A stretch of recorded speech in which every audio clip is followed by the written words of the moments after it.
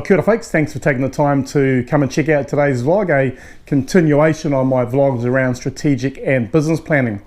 And I just thought I'd tell you how I was made to feel like a 12-year-old schoolboy the other day and ask yourself a question: are you putting barriers in your customers' way that they either don't want to come and do business in your industry or don't want to do business with yourself? If there's one thing we know in business, we need to have customers. People need to use our goods or services. And we are fortunate enough to have a swimming pool at home. And the other day I knew that it needed some chemicals. It was a little bit out of balance.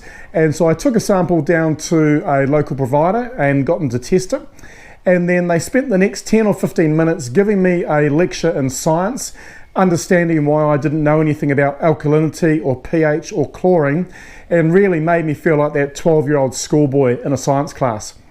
And so I guess the point of the story is to say, think about what you do with your customers and the interactions with your customers, and are you actually putting barriers consciously or subconsciously in their way? Because if you put barriers in customers' way, they've got a couple of choices. They can go to another competitor in the same industry, or they may actually go and move to a completely new industry altogether.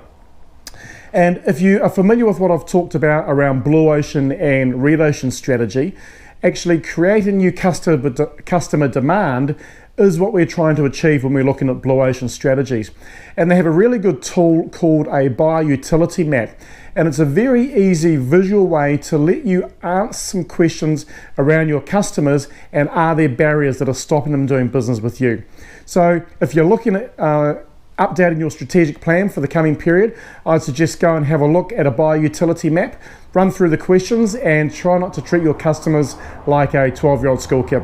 Thanks for watching. Until next time, catch you later.